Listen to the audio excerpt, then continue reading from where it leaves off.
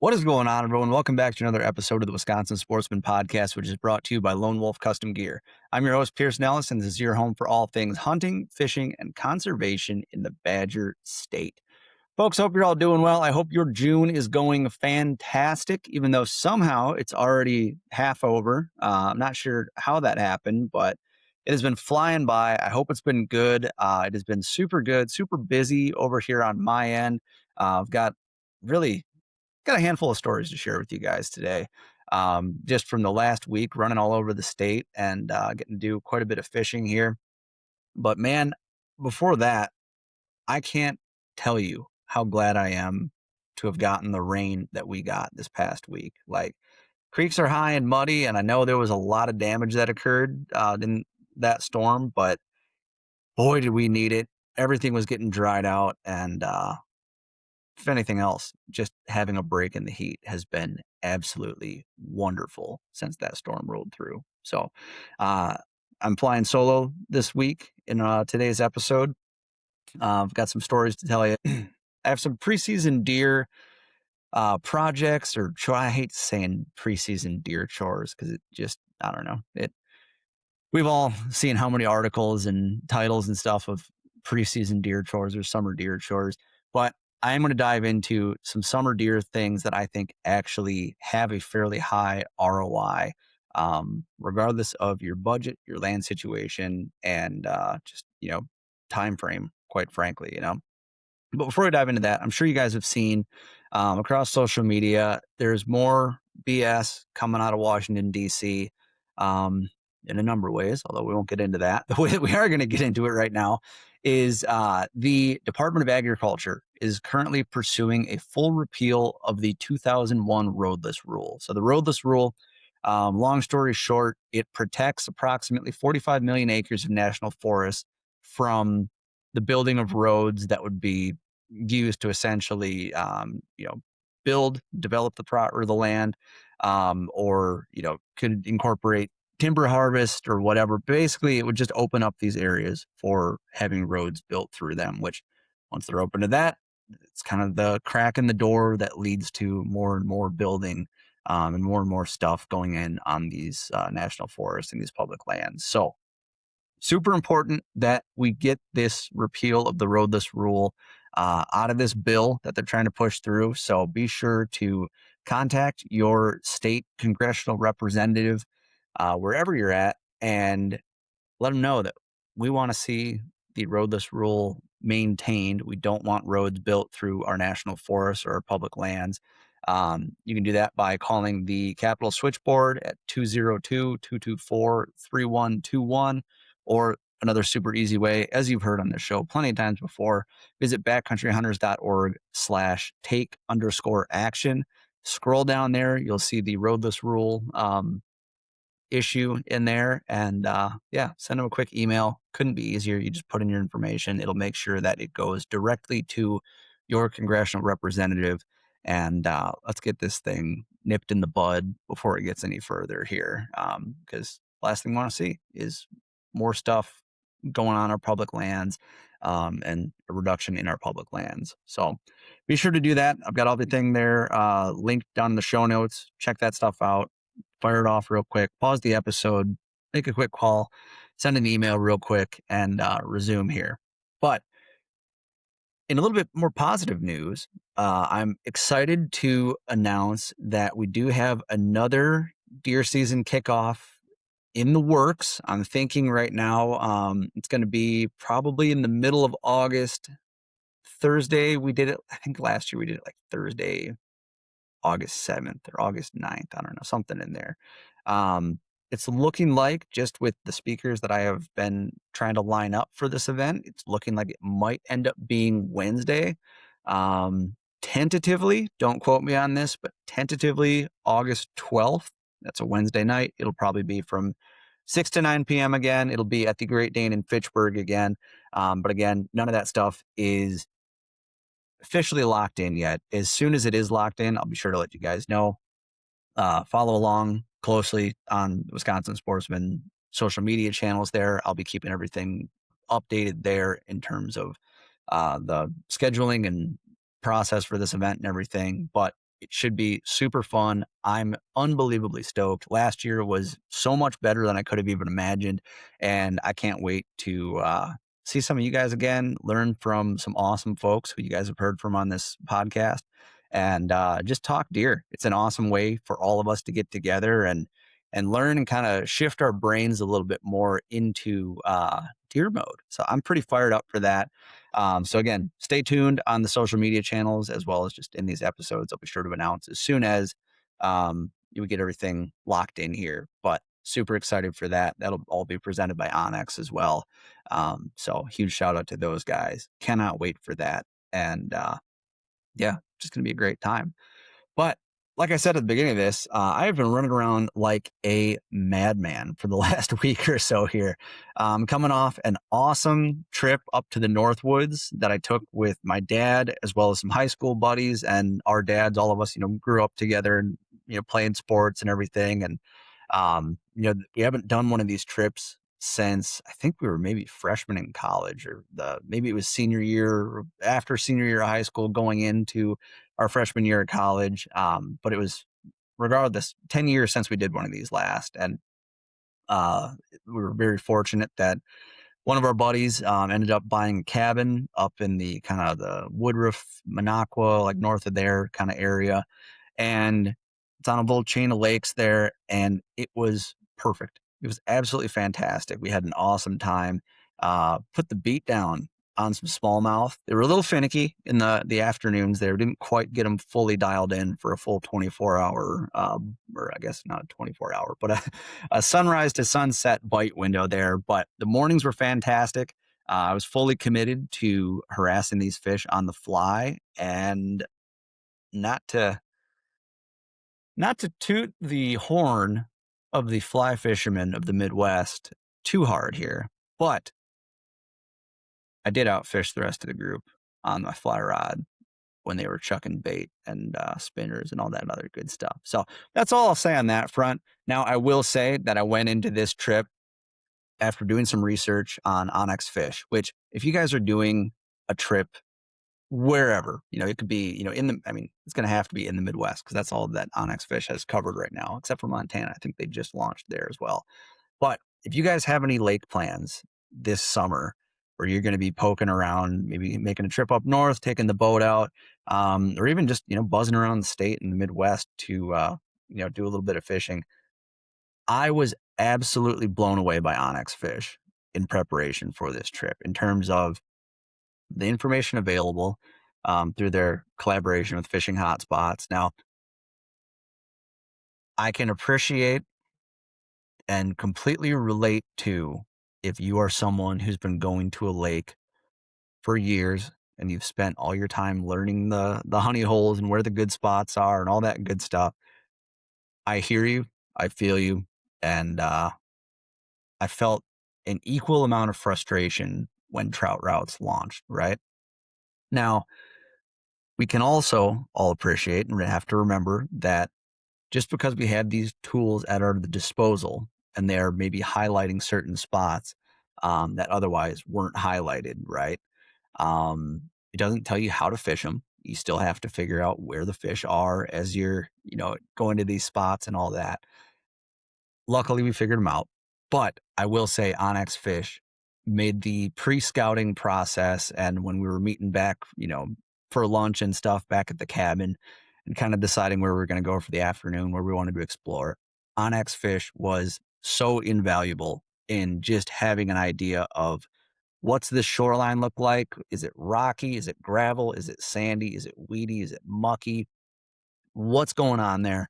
Not to mention there are some features on there on certain lakes, not all of them, where you're going to see, I guess a pin dropped in there that will say, oh, on this shoreline or in these bays, thanks to Fishing Hotspots, there is a high abundance of summer smallmouth in here. They tend to be congregated off of these gravelly points or these rocky points or whatever it was.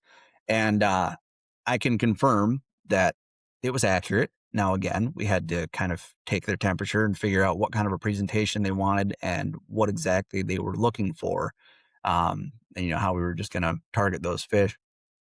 And I know darn well that we barely scratched the surface of the fish that were in there in actually figuring out what was going on. But regardless, it helped us get on fish. It helped us develop a plan for identifying where we were going to go the next day and in the mornings and all that sort of stuff, and just keep tabs on where we were finding stuff. So that's all to say, when I was scouting these lakes, I learned that there was a pretty high abundance of, not giant, but a higher abundance of muskie in these lakes. Now, I've said it on the show before. My goal for 2026 is still, unfortunately, spoiler alert, to catch a muskie on the fly. So I popped into Muskie Fool before we went up there. Those guys set me up with a couple of flies. I got a new reel in there and just talked with them about, colors and, different fly presentations and stuff like that for these fish, for both muskie and smallmouth. So huge shout out to those guys. But I rigged up the 10 weight, threw a big yellow Buford on the front of it, and I went in there fully prepared to commit to muskie. Now I got distracted, of course, as one does when they see smallmouth crashing bait up on the rocks. And so I spent more time with my 7 weight in hand than I did with the 10 weight. And it turned out that it didn't even matter, because about 45 minutes into our first morning, I caught like a perch on a circus peanut streamer. It's kind of like a crayfish imitation. Somehow caught a perch on that, which is really weird, but at least I can check another species on the fly off there. And then I saw smallmouth crash off the rocks, threw in there a couple casts later, and was able to pick that fish up. Super stoked. Nice, probably 16-inch smallie. Really good start to the trip there. And then we kind of troll around this island. We do 2 loops and we go over to the next island. I realize, oh shoot, it gets really like kind of pencil reedy in here. Fairly shallow. I don't know. My dad, who was in the back of the boat, was running a handful of different things. He had some spinners. He was throwing some little like stick bait rapalas and stuff like that. And I thought, you know what? It's weedy in here. There's smallmouth. I've been doing a little bit of research and all that on just like kind of what people are getting smallies on. Why don't you throw this little inline spinner on? It's like a little big, but I think it'll be fine. It's got a black blade and a chartreuse blade and just like a black bucktail. Like I think it'll be fine. I think it'll be good. It'll put out vibration. Will attract some fish. If anything, it's just like a good prospecting, kind of a searching lure, right? And about 5 minutes after he switched, we're rounding the backside of this island, and I hear Dad go, "Oh, I got one." And I was, all right, sweet.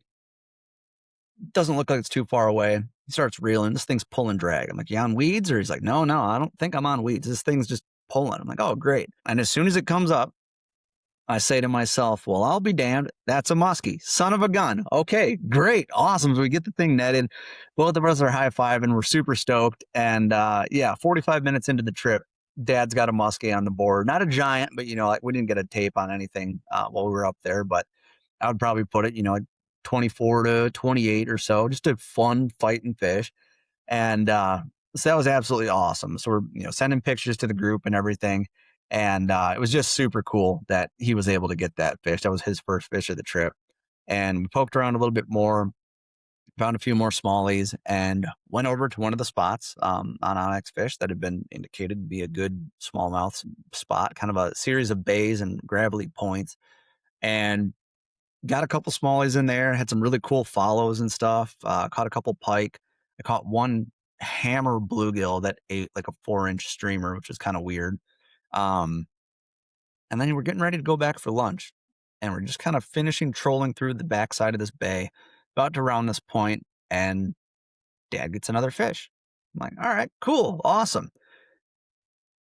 Me expecting a smallmouth, grab the net, get over there, and big blow up splash next to the boat. And I look down and I say, no freaking way that's another muskie. And lo and behold, we get this sucker up in the net, and it is another muskie, a couple inches bigger than the one that he got earlier in the morning. And Dad kicked off that trip with 2 solid muskies before noon, and I didn't get a follow. I didn't get a look. I didn't get anything the rest of the trip while I got a bunch of smallmouth, but I didn't get any more I didn't get any musky action whatsoever. I'll put it that way. So super stoked for Dad on that. That was a really cool way to start the trip. And the rest of the group, I think we picked up some walleye. I ended up missing. Like I could see the thing kind of sneaking up behind my fly, and like I didn't know what it was at first. And the thing sucked it in, and then I trout set like an idiot and yanked the fly right out of its mouth rather than strip setting. And that would have been probably a 19, maybe 20 plus inch walleye there, but watched him swim away. So that was kind of a bummer. But we ran around the rest of the day, the rest of the weekend, and found fish again the next morning, a couple nice ones, weird, kind of cool eats off of like a really big open sand flat.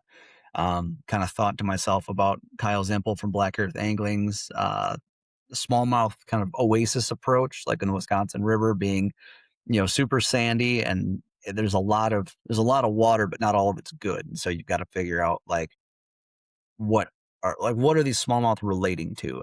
And as we were trolling around this really open, super clear sandy bay, there were some down trees that were submerged, in a couple feet of water. And I thought to myself, like, if there is a smallmouth, it's going to be right super tight to those trees. And sure enough, we started pulling smallmouth out of basically what looked like a desert. They were glued right to the sides of these tree trunks and submerged logs and all that kind of stuff. So super cool, really fun trip. That was my first Northwoods trip well, I guess, Northwoods Lake trip, I'll say, because I've been going up to fish the Menominee the past couple of springs and didn't work out this year. But this was an awesome, super close substitute.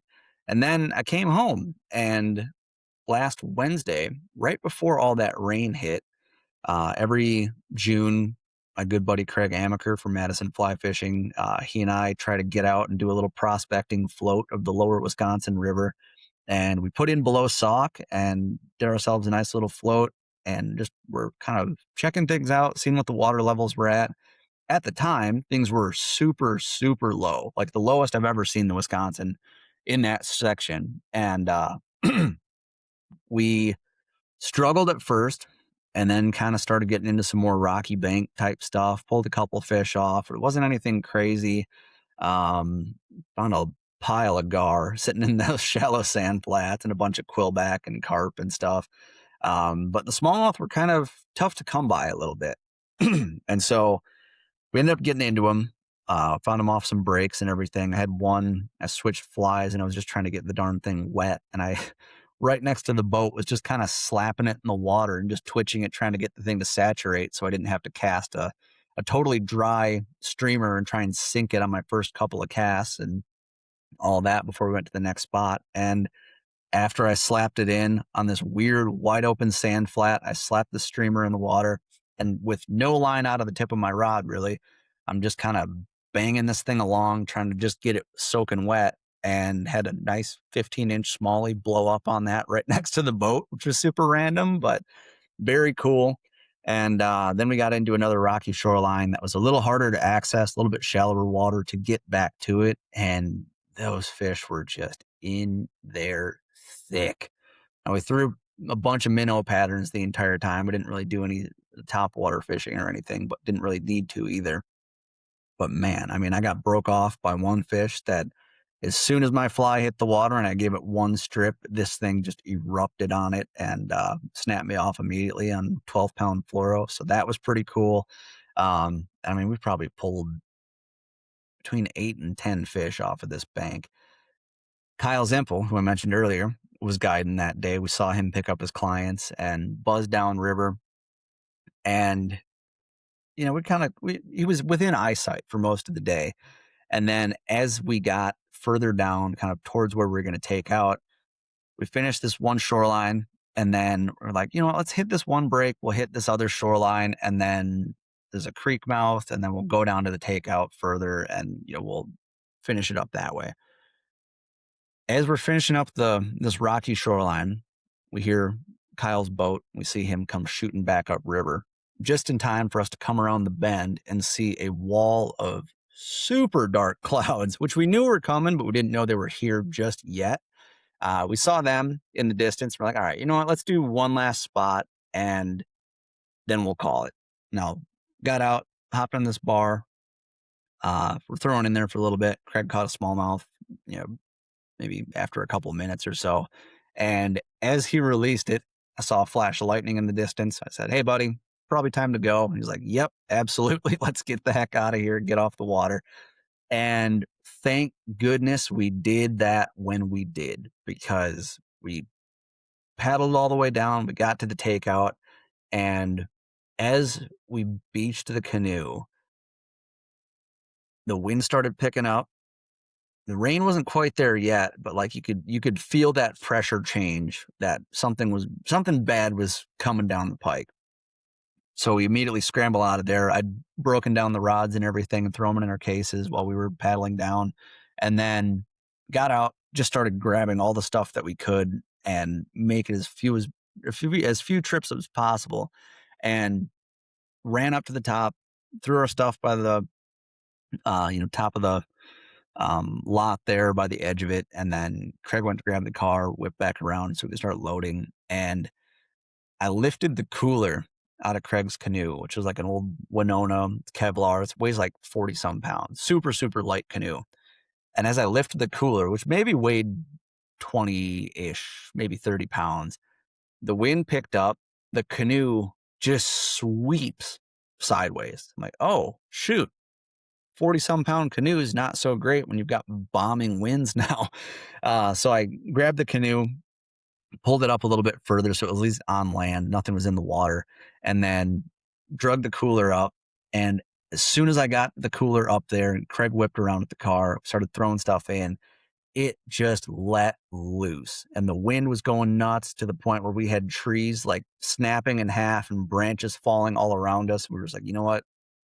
A boat's just a boat. We got to get the heck out of here right now and at least get somewhere safe. So we kind of drove down the road. We were a little bit more protected from the wind and waited it out for about half an hour or so until things kind of let up, and then got back. And ended up being a fun day. Nonetheless, we caught a bunch of fish, had a great time, but there's something about when he and I go fishing and do our little prospecting floats every year that we get caught in some crazy conditions that have us questioning why we do it every time. But super fun day. Awesome to, but do a little bit of buddy fishing with Craig and everything. And yeah, it was just a great time. After that, I had brought my bow with me because I wanted to drop it off over at the Wilderness in Sauk and have those guys take a gander at things and just get everything tuned up, which I guess is kind of a good segue into our preseason, I don't know, our preseason deer chores or whatever we want to call them. Our deer season prep. We'll put it that way. This was the first step in that for me. I've done it in the past, and I always tell folks, get your bow tuned now. So I dropped my bow off, brought it in, and to my surprise, they were like, "Well, do you just want to hang out real quick? Like, do you have time to let's shoot it a little bit, and we'll paper tune it and all that, and just shoot it through paper, see what's going on." I shot my first arrow. The guy kind of looks at me. He's like, I, I'm not gonna. You're gonna shoot more arrows, but based off of that, you're shooting just about perfect right now." So I was kind of surprised to hear that. Just especially, this is the first time I've taken this new bow in for a tune-up. First time taking a bow from this decade in for a tune-up, I should say, as well.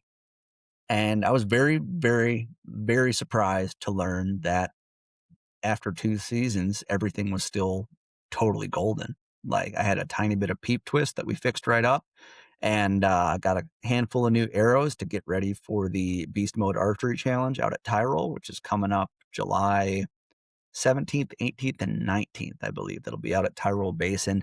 It's an awesome 3D shoot, which if you were looking to do some 3D archery, definitely check that out. Brian's an awesome dude. He's been on the show before, and he puts on an awesome 3D archery shoot out there. Super fun, running up and down the hills. Simulates a lot of like Western, and even if you're a bluff country hunter, Midwestern hill type situations, as well as some, flatter, wide open savanna type stuff, and even some closer range, like more whitetail geared situations and stuff. So definitely mark your calendar for that. Go register. I think that's filling up pretty darn quick. So you're going to want to get on that list fairly quickly. I think the plan right now is I'm shooting for Sunday. I like going there Sunday just after the crowd goes through, and you kind of have the course to yourself. So I'm hoping to get out there for that. But back to my story. Popped into the bow shop. Everything checked out great, aside from that little bit of peep twist. Had him cut some arrows for me so that I can lose them at the Beast Mud Archery Challenge. And then as he was doing that, my mind began to wander as I thought of, well, what could I upgrade this season? Does anything need to be upgraded? I don't know. And I happened to do a little bit of strolling around and found myself looking at some new releases. Now, I've shot a super old, super cheap TrueFire index release that is spring loaded, which I learned is not a great thing because it's just mechanically there's so much more travel, there's so much more crunch, the gears, there's so much more play in these releases apparently. I thought, you know what? I've seen so many people talk about these thumb button releases. Why don't I at least give it a shot, right? Worst case scenario, I hate it and I don't get anything. But their prices were pretty reasonable compared to a lot of them that, you start looking down the rabbit holes of, you know, if you're like me, you don't want to buy a piece of crap. And so you look up, best thumb button archery releases or whatever it may be, right? And unfortunately, those tend to come back usually in the like $300-ish price range. And then when you're looking at those, and then they've got the best budget option, and you see one for $150 or $120 or whatever, it makes you kind of start to question, like, ooh, what's wrong with that one that it's so cheap? And clearly it's not, it didn't make the best of the best, but it's still on the list. I don't know, like maybe, and it just gets in your head, right? Consumerism at its finest. And so I thought, you know what? There's a $140 thumb button here. Why don't I at least ask if I can shoot it a little bit? So I did, and I shot it a couple times, got kind of a feel for it. Very, very, very different than the index release, obviously.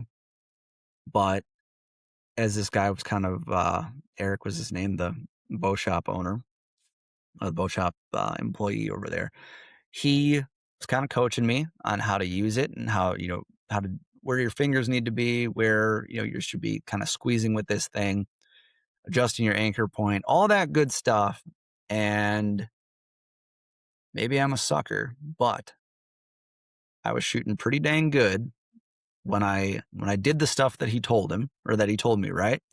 And long story short, I left with a half a dozen new arrows and a new thumb button archer release. So I've been tinkering with that so far this week, shooting a few arrows in the evenings and all that, knocking the rust off, which I needed to do desperately. And it's felt good. Like it feels, I don't know, as soon as the bow comes out, the brain starts to like shift into deer mode a little bit and whitetail mode, and it feels good. I don't know how else to say it. It just feels good. I think I'm starting to round the corner and be ready for deer season this year. I'm starting to get excited. I'm starting to look at properties and think about what's going to happen, what's going on. I'm just fired up. Now, obviously it's June, and one of the things I have to remind myself, and I do this, with trout, with turkeys, with everything else, is like deer season in particular is a marathon, not a sprint. Hey guys, I just wanted to take a quick sec to tell you about Lone Wolf Custom Gear. Lone Wolf Custom Gear is as good as it gets when it comes to mobile hunting equipment. Whether you're a saddle or stand guy, public land or private, Lone Wolf Custom Gear has a set of sticks, a stand, a camera arm, and any number of accessories to get you closer to your target buck. To make it even better, everything is 100% USA sourced and made right here in the Midwest. And it's even assembled right across the river in Iowa by hunters who love chasing deer just as much as you do. To build your kit today, go visit lonewolfcustomgear.com. Now, let's get back to the episode. Which is why I am very begrudging about the summer deer chore episodes, the summer deer chore articles, the June deer project, all that sort of stuff. Like that's starting so early, right? Because I think everybody just gets burned out from that kind of stuff. But there is a lot of stuff that should be done this time of year in order to just kind of allow you to, I don't want to say take your foot off the gas, but just not be scrambling come the end of August or that first week of September when deer season is right around the corner. And then all of a sudden it's like, oh crap, I got to do all this stuff. Or, I'm trying to get my act together to like, oh, this piece of gear doesn't work, whatever it is. And so I guess right now, I think is kind of a good time for a little bit of a reset as we sort of exit turkey season. We exit the postseason scouting time of year, right? And where our brains start to shift into preseason mode, right? So like preseason mode for right now, I've been really focused on trying to get back into a routine after turkey season kind of threw a massive wrench into any semblance of my routine, right? So I've been focusing on number one, getting back in the gym and getting everything sorted out. You know what I mean? Like I may have talked about it before, but I've had a lot of back issues ever since I was 16. I cracked my pelvis snowboarding when I was a sophomore in high school, and I didn't realize that it was cracked until a year and a half later when I was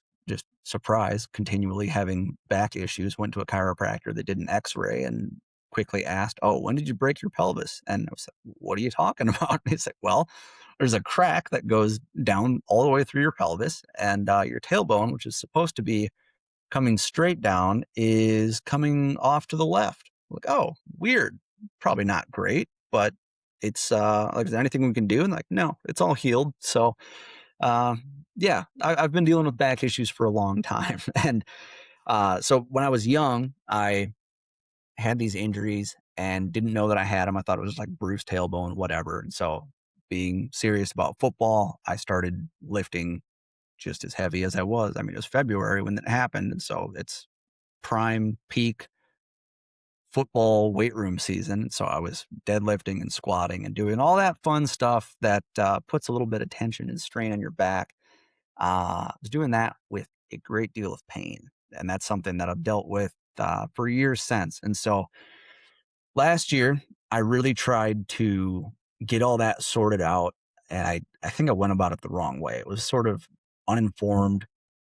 And I thought if I lower the weight, which don't get me wrong, and I'm by no means any sort of a health or a fitness guru. I'm just sharing what's been working for me so far this year. But last year I tried, I thought I wanted to get back into some of those major lifts, like your deadlifts, your cleans, not so much, but a little bit of cleans, front squat, back squat, RDLs, all that good stuff that basically just like helps build total body power, right? I just wanted to feel strong, like I could drag a deer out when I needed to. I wasn't going to like jack up my back or do anything goofy. And so I started doing that. And I did a lot of low weight, high rep type stuff in hopes of strengthening my back over time and doing all sorts of stuff like that. What I've transitioned to doing, because I still injured my back last year, I had issues this past winter and everything. What is a little counterintuitive, but what I've found works very well is doing more sets with fewer reps and a little bit higher weight. That forces you to really lock in that lower back, your core, your, keeping your chest up, all that good stuff. And kind of created a new program and everything for myself. And my back feels better than it has felt in years. So I'm hoping that that continues. But all that's to say, getting into the routine now in preparation for shit to hit the fan come September, October, especially November, is just a really good thing to be doing right now. So that's what I've been doing. The same thing goes with archery. I'm just not a big long distance shooter personally. Like for me, I can't get over that psychological hurdle. And I don't know if that's something any of you out there can relate to, but I know we all see videos of folks shooting, oh, if I'm if I'm planning to shoot a doe at or a deer at 25 yards or something, I'm going to shoot at 50 so that when he's at 25, it looks, insanely close. It looks so much closer. For me, that just doesn't work because I am, maybe you can relate, not the best shot at 50 yards. I'm just not. And I don't know if it's a visual thing. I think I'm just not a great shot across the board. That's what I'm slowly figuring out and something that I'm working on. Don't get me wrong, but I like repeatability and shooting in situations that I'm going to be shooting deer in, right? So I shoot off the back deck at 25 yards or off the back deck at 15 yards or 7 yards or 8 yards. Sometimes out to 35 if, I'm trying to simulate maybe a follow-up shot or something. But I do it in a controlled manner where like I to an extent, I'm setting myself up for success, right? Because as soon as I start missing the target, as soon as I start shooting really big, wild groups, I get in my head and I start second guessing my process. I start second guessing my own shooting. But if I'm drilling holes at 25 to 35 yards, I'm super happy because for the way I hunt in the places that I hunt, if I can put one, in a baseball sized group at that distance, I'm golden. I'm super happy with that. So kind of, across the board in the gym as well as with the bow right now, I'm really focusing on quality reps rather than quantity, right? And on top of that, as I mentioned, I'm not a great shot across the board. That extends to the firearms as well. Now, it's one thing when you're shotgunning and you're kind of in motion and you're really just kind of not slapping the trigger, but it's a less smooth process or a less controlled process, I should say. Now, maybe there's a much better shotgunner out there who's laughing, saying, dude, you don't know what the hell you're talking about, which you are correct, my friend. So at least the way I shoot ducks or pheasants or whatever, I don't think I'm squeezing the trigger super smooth and in a hyper controlled manner, doing the Joel Turner type shot process like we do with our bows or anything. But I do try to do that with my rifle. And I noticed the past couple of years that I've been just getting a little twitchy, a little inconsistent with my firing. And I'm going to grab either a 22 or honestly, even just a Red Ryder BB gun, or probably not a Red Ryder, but I'll get like, a cheapo Crossman or something like that. I can throw pellets or BBs in or something. And my plan for the summer is honestly just to do some plinking, and just get automatic with it, with something that there's no recoil. You can get a thing of BBs for what, $6-7 or something. Got plenty of recycling to plink at and everything. But just get reps in different positions with different situations and all that. And same kind of thing as with the bow. Just try and get quality reps. Doesn't have to be anything serious. Doesn't have to be any crazy distance, but just really dial in the process so that when I do inevitably grab the 243 out of the gun locker, it's automatic. I've fired, I don't know how many rounds through that thing. And a big part of that, I think, is I haven't been a big shooter for many, many years. I've never really gotten into it. It's usually been I'll shoot half a box in June or July just to make sure it's on. And then I'll shoot again maybe September or so just to make sure it's on, or just before the deer season or the 9-day opener. And that's pretty much the extent of it, right? But I don't do a whole lot of firearm practice, which is something that I'm going to work on this year. So I'm super excited for that, just from the standpoint of, again, getting a little bit more quality reps and reps in general, pulling the trigger while looking down the sights rather than looking through my peep sight and, hovering the pin. You know what I mean? So that's one of the things that I'm doing just in terms of routine and kind of like physical and mental preparation for this upcoming fall.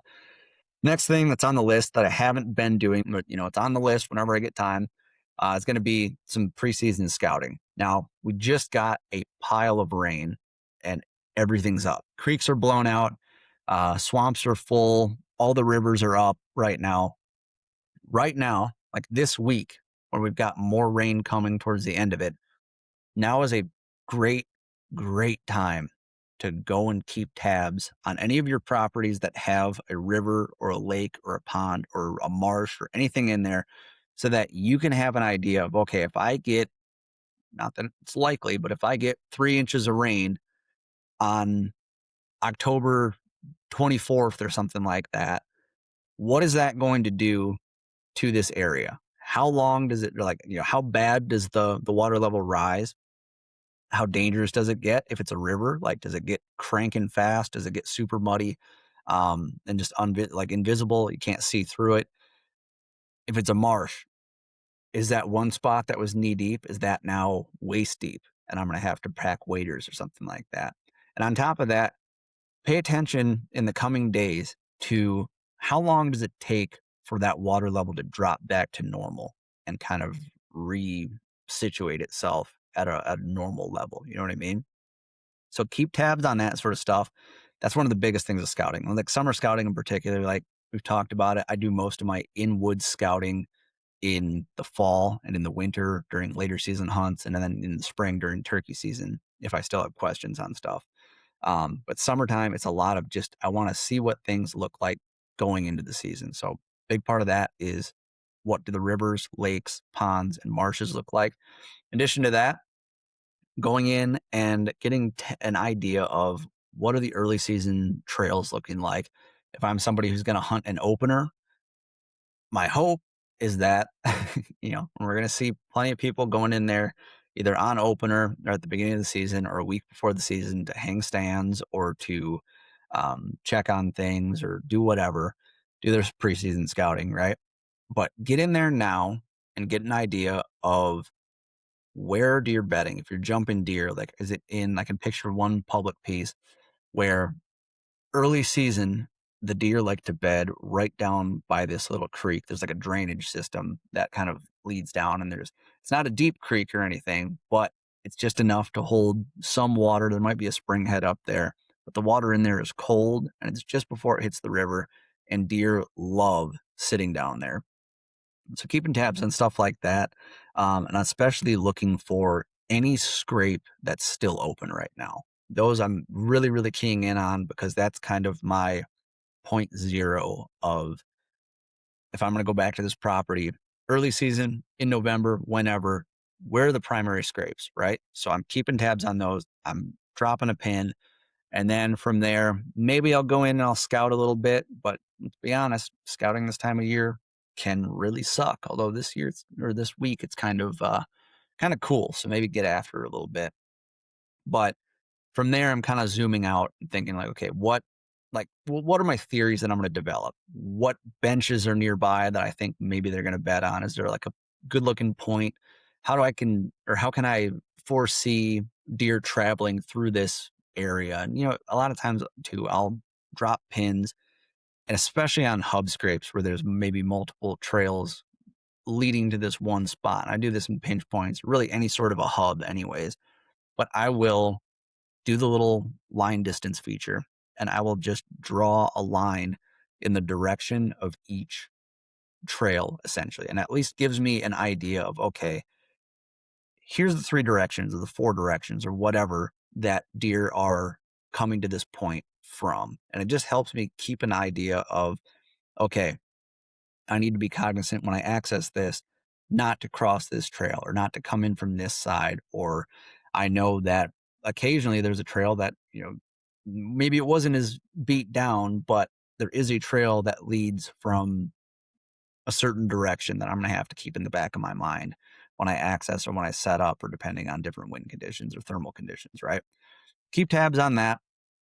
And then if you're into food sources and stuff like that, which we all should be, I'm driving around, I'm looking at what crops are in all the fields surrounding a public piece, or if it's a private piece I've got permission on. What am I dealing with this year? Is it going to be a bean field that might be a better early season attractor, or is it going to be corn that is going to be maybe a big ocean and big safe space for the deer when it's still standing? And am I going to have my work cut out for me like I did last year when I was hunting Iowa? Like this one property I was on, they didn't pick until November 1st, November 2nd, something like that. I don't think they were done till November 6th. And by then, I'd beaten my head against a wall trying to figure out where these deer were at in the limited timber that was there, that I ended up blowing out the timber rather than figuring out what these deer were doing, because they just had so much corn that they could just bed in, walk around in, travel through, all that good stuff.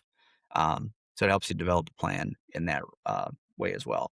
On top of that, if you're on private, right now is a great time to be doing some of that limb work, cutting some of those trees off, even though we say like, you don't want to do it now because you'll over prune. If you're like me and last season you dropped a bunch of pins and you made notes of, okay, this tree right here needs a certain branch lopped off, which in the fall, I do that a ton when I know that something should be a good spot, but I can't hunt it because there's a tree in the way or a branch in the way. I don't have a shooting lane. I've got several trees on that same farm in Iowa that for future use, I know need to be cut. And when the time comes, I'll get back in there and lop those branches off and get back to it. But take notes in the Onyx app, attach photos to your pins, especially if it's like a maintenance pin. A lot of times I'll like even color code my maintenance pins. Like I'll do those in brown just because it's like, I don't know, I don't have, for whatever reason, I don't use brown pins a whole lot. So I'll do that.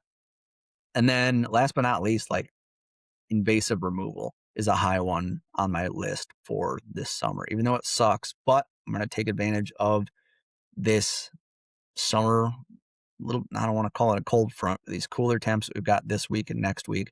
I'm going to try to get in there, cut up some honeysuckle, get it out there, spray the stumps, and hopefully, if all goes well, we'll be able to thin that out a little bit and have a little bit more native growth in the timber out there. Last but not least on the list of our preseason deer chores here. I hate saying that. Sorry, I know I keep making that joke, but regardless, the last thing on my list is getting hunting permission sorted out now. So many people that I've talked to last year were saying that I'd ask them mid-July or late July, and folks were saying, oh, shoot, I already gave permission to so-and-so back, the first week of July. Or like they literally, I don't know, for whatever reason, they all gave me information that, I guess, with a timeline of when people were given permission to, or when they asked. Now, it seems early, but in the middle of June, in late June, get a jump on it so that you at least have your yeses, your nos, and your maybes lined up for the year to come.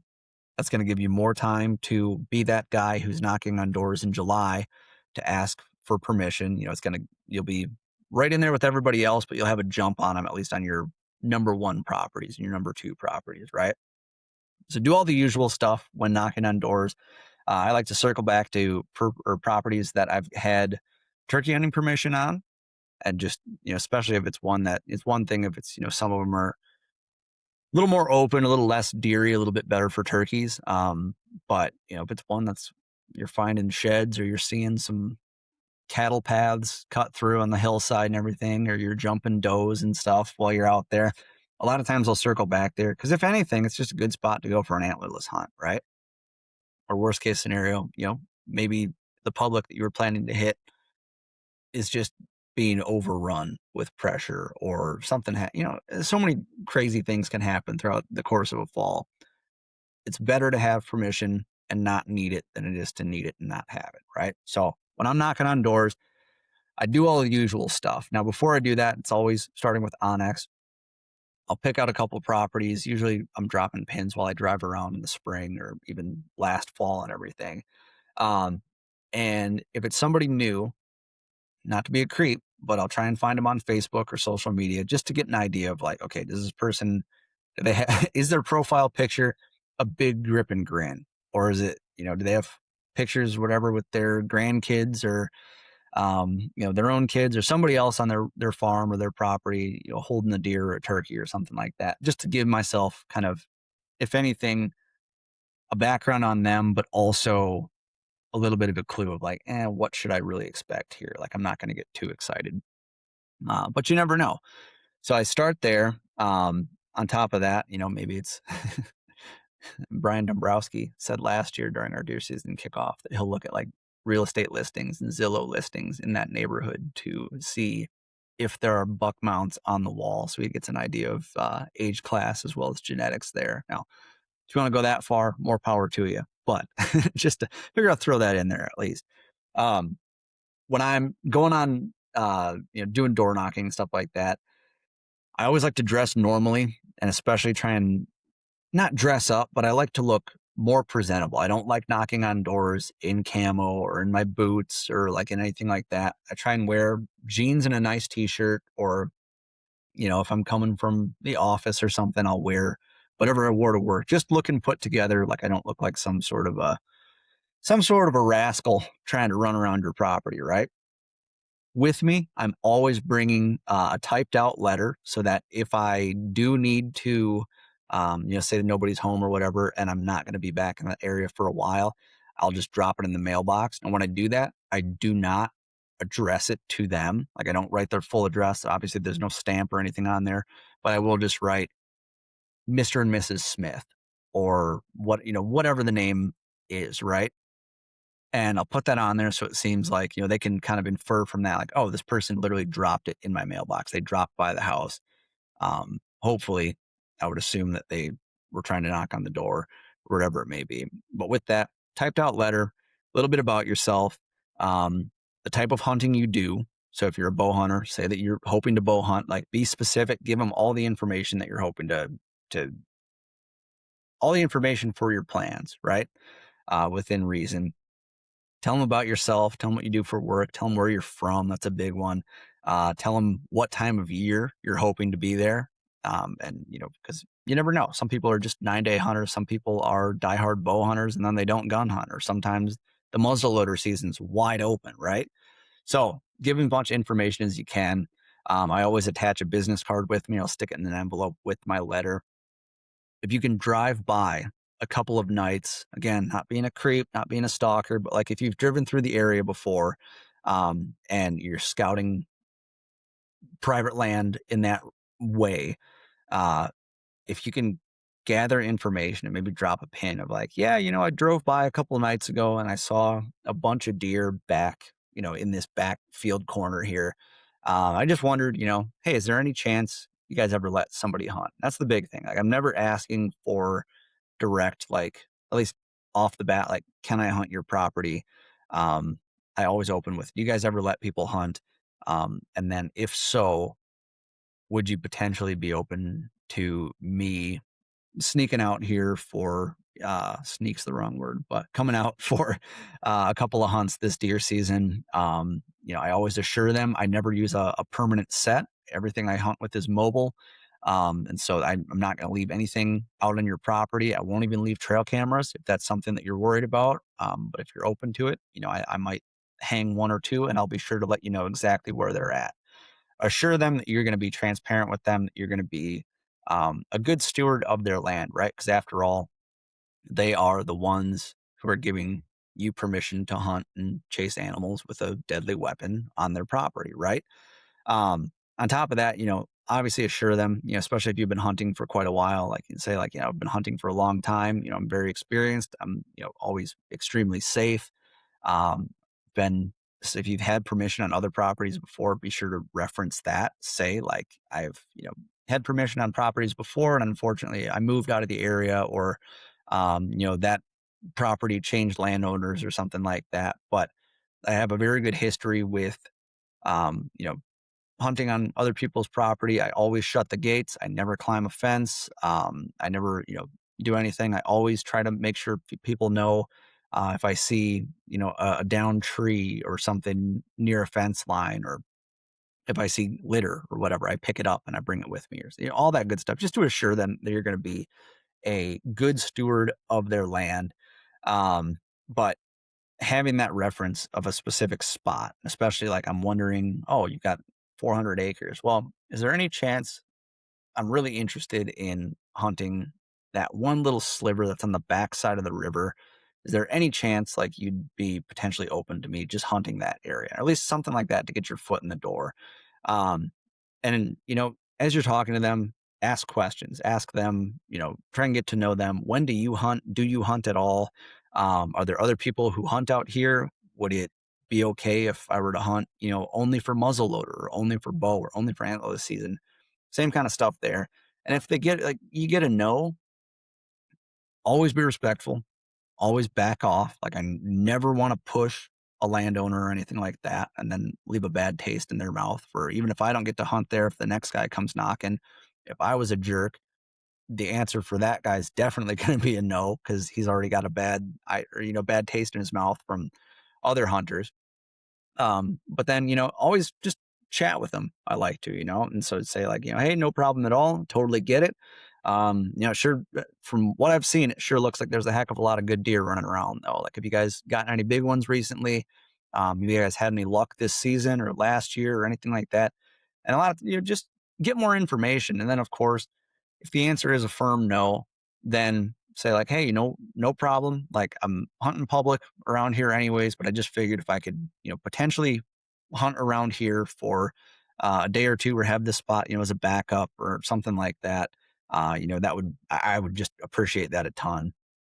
And then of course, ask if they know any neighbors nearby that they, if the answer is no here, say, hey, no problem. Is there anybody down the road that you might, think might let people hunt on their place or that you would recommend that I ask? Get that information and, just be cordial, right? At the end of the day.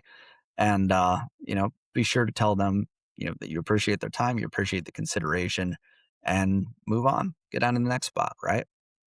Just be a good steward of land, be a good representative of the hunting community and all that, right? So to recap here a little bit of our big list of June deer chores that will guarantee a big buck come November. I don't know. Number one, right now, get in the gym, get shooting the bow, get some routine cooking right now. Get your tinkering out of the way right now.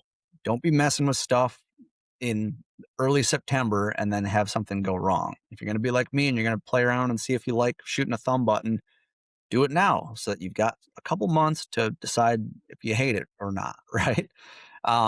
Get your permission properties lined up so that you have that done out of the way right off the bat. You can develop a plan for fall now so you're not scrambling come October, right? Or a week before your trip.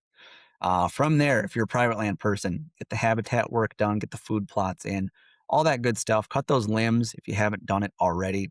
Get that stuff knocked out. And last but not least, just enjoy everything that summer is and has to offer, right? Take the boat out, go fishing with the kids, go for hikes, go camping, do all the stuff that's non-hunting related. Just do it because it's going to make you enjoy the woods and the grind that is deer season. It's going to make you enjoy it that much better. Soak this time of year up. Remember, this is a marathon, not a sprint as we head into deer season. And just enjoy it, right? That's what we're here to do.